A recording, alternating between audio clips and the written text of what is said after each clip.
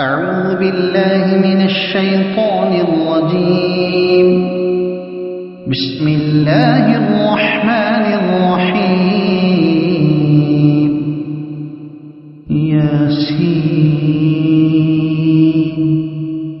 والقرآن الحكيم إنك لمن المرسلين على صراط مستقيم تنزيل العزيز الرحيم لتنذر قوما ما أنذر آباؤهم فهم غافلون لقد حق القول على أكثرهم فهم لا يؤمنون إنا جعلنا في أعناقهم أغلالا فهي إلى الأذقان فهم مقمحون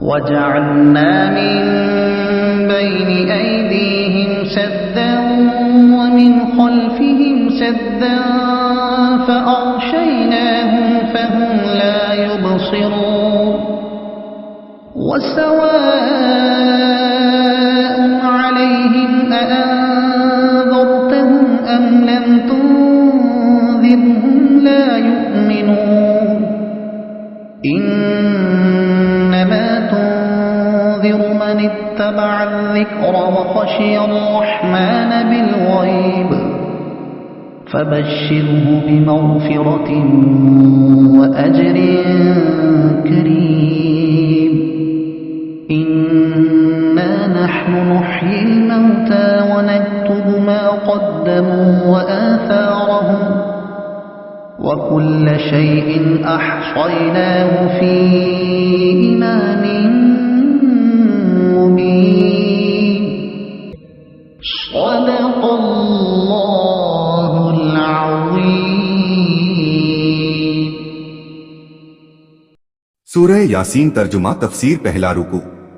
اللہ کے نام سے شروع جو بہت مہربان رحمت والا. سورہ یاسین مکے میں اتری. اس میں 5 رکوع 83 آیتیں 729 کلمے اور 3000 اکشر ہیں. ترمذی کی حدیث شریف میں ہے کہ ہر چیز کے لیے دل ہے اور قرآن کا دل یاسین ہے، اور جس نے یاسین پڑھی اللہ تعالیٰ اس کے لیے 10 بار قرآن پڑھنے کا ثواب لکھتا ہے. یہ حدیث غریب ہے اور اس کی اسناد میں ایک راوی مجہول ہے. ابو داؤد کی حدیث میں ہے سید عالم صلی اللہ علیہ وسلم نے فرمایا اپنے مرنے والوں پر یاسین پڑھو. اسی لیے موت کے وقت سکرات کی حالت میں مرنے والے کے پاس یاسین پڑھی جاتی ہے. یاسین حکمت والے قرآن کی قسم، بے شک تم اے نبیوں کے سردار صلی اللہ علیہ وسلم سیدھی راہ پر بھیجے گئے ہو جو منزل مقصود کو پہنچانے والی ہے. یہ راہ توحید اور ہدایت کی راہ ہے، تمام نبی اسی پر رہے ہیں. اس آیت میں کافروں کا رد ہے جو حضور صلی اللہ علیہ وسلم سے کہتے تھے لستا مرسلن، تم رسول نہیں ہو. اس کے بعد قرآن کریم کی نسبت ارشاد فرمایا عزت والے مہربان کا اتارا ہوا تاکہ تم اس قوم کو ڈر سناؤ جس کے باپ دادا نہ ڈرائے گئے، یعنی ان کے پاس کوئی نبی نہ پہنچے. اور قریش کی قوم کا یہ حال ہے کہ سید عالم صلی اللہ علیہ وسلم سے پہلے ان میں کوئی رسول نہیں آیا، تو وہ بے خبر ہے. بے شک ان میں اکثر پر بات ثابت ہو چکی ہے، یعنی اللہ کے حکم اور اس کا لکھا ان کے عذاب پر جاری ہو چکا ہے. اور اللہ تعالیٰ کا ارشاد لَمَلَنَّا جہنما من الجنت والناس اجمعین، یعنی بے شک ضرور جہنم بھر دوں گا جنوں اور آدمیوں کو ملا کر. سورہ ہود آیت 119.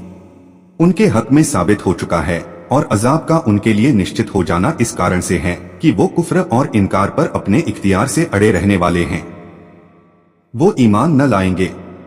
اس کے بعد ان کے کفر میں پکے ہونے کی ایک تمثیل اپما ارشاد فرمائی ہم نے ان کی گردنوں میں توق کر دیے ہیں کہ وہ ٹھوڑیوں تک رہیں تو یہ اوپر کو منہ اٹھائے رہ گئے.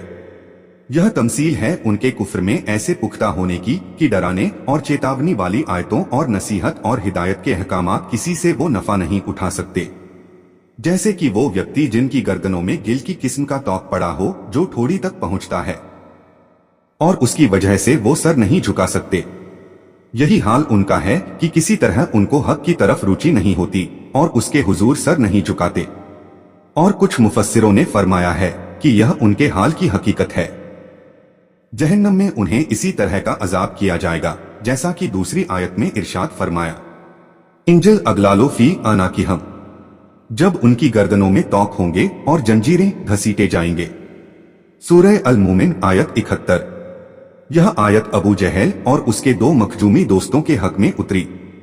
अबू जहल ने कसम खाई थी कि अगर सैयदे आलम सल्लल्लाहु अलैहि वसल्लम को नमाज पढ़ते देखेगा तो पत्थर से सर कुचल डालेगा। जब उसने हुजूर को नमाज पढ़ते देखा तो वह इसी गलत इरादे से एक भारी पत्थर लाया।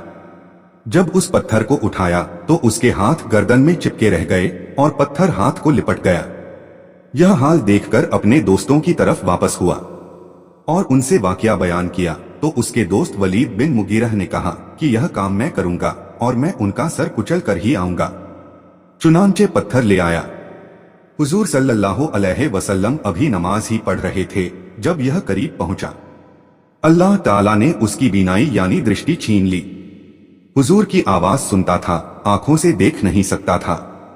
यह भी परेशान होकर अपने यारों की तरफ लौटा, वो भी नजर न आए। अब अबू जहल के तीसरे दोस्त ने दावा किया कि वह इस काम को अंजाम देगा और बड़े दावे के साथ वह हुजूर सल्लल्लाहु अलैहि वसल्लम की तरफ चला था, पर उल्टे पांव ऐसा बदहवास होकर भागा कि औंधे मुंह गिर गया।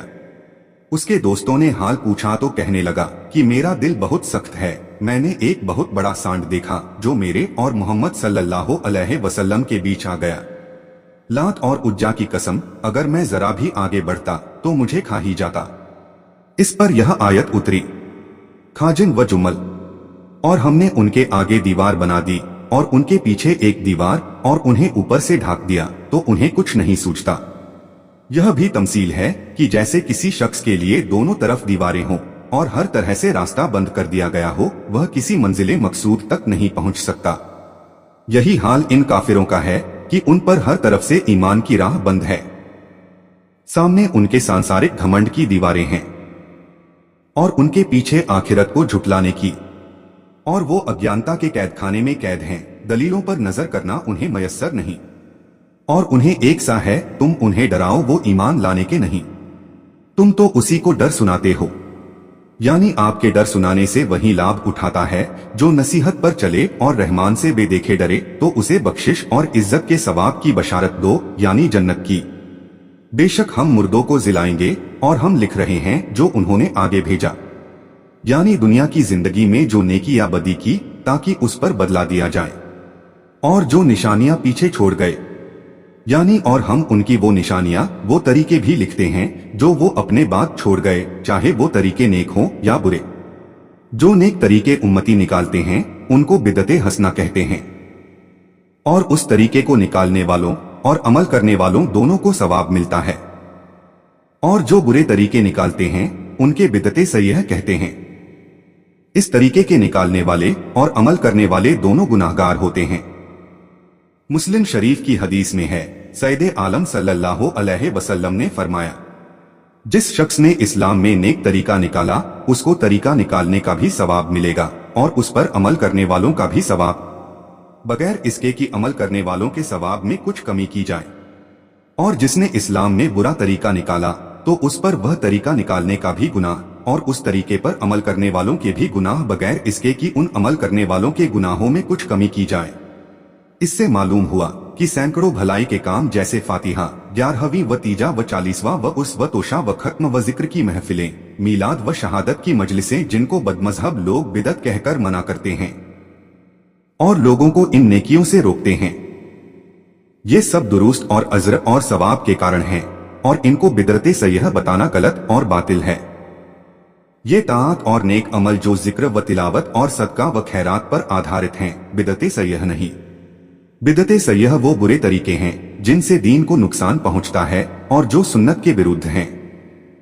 जैसा कि हदीस शरीफ में आया है कि जो कौम बिदत निकालती है उससे एक सुन्नत उठ जाती है, तो बिदत सय्यह वही है जिससे सुन्नत उठती हो।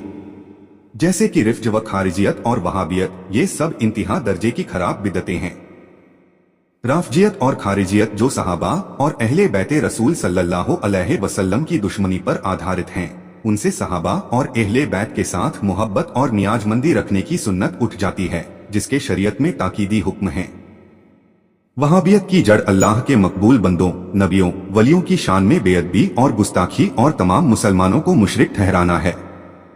इससे बुजुर्गाने दीन की हुर्मत और इज्जत और आदर सत्कार और मुसलमानों के साथ भाईचारे और मोहब्बत की सुन्नतें उठ जाती हैं, जिनकी बहुत सख्त ताकीदें हैं और जो दीन में बहुत जरूरी चीजें हैं। और इस आयत की तफसीर में यह भी कहा गया है कि आसार से मुराद वो कदम हैं जो नमाजी मस्जिद की तरफ चलने में रखता है। और इस मानी पर आयत के उतरने की परिस्थिति यह बयान की गई है कि बनी सलमा मदीना तैयबा के किनारे पर रहते थे। उन्होंने चाहा कि मस्जिद शरीफ के करीबा बसें। इस पर यह आयत उतरी और सैयदे आलम सल्लल्लाहु अलैहि वसल्लम ने फरमाया कि तुम्हारे कदम लिखे जाते हैं, तुम मकान न बदलो, यानी जितनी दूर आओगे उतने ही कदम ज्यादा पड़ेंगे और अजर व सवाब ज्यादा होगा। और हर चीज हमने गिन रखी है एक बताने वाली किताब में, यानी लौहे महफूज में। तर्जुमा और तफसीर कंजुल ईमान। अल्लाह की बारगाह में दुआ है कि अल्लाह अज्जवजल्ला हम सभी को कुरान और इस्लाम के मुताबिक जिंदगी गुजारने की तौफीक अता फरमाए, आमीन। और कोशिश कीजिएगा कुरान शरीफ को समझने की। वीडियो को सवाब की नीयत से आगे शेयर करें ताकि कयामत तक सदका ए जारिया का सवाब आपको भी मिलता रहे और ये आपके और मेरे, हम सभी के निजात का जरिया बने। कुरान शरीफ की और ज्यादा मालूमात के लिए हमारे चैनल नसीम वाइस सरखेज को सब्सक्राइब जरूर करें। इंशाअल्लाह मिलते हैं अगले वीडियो में। अल्लाह हाफिज।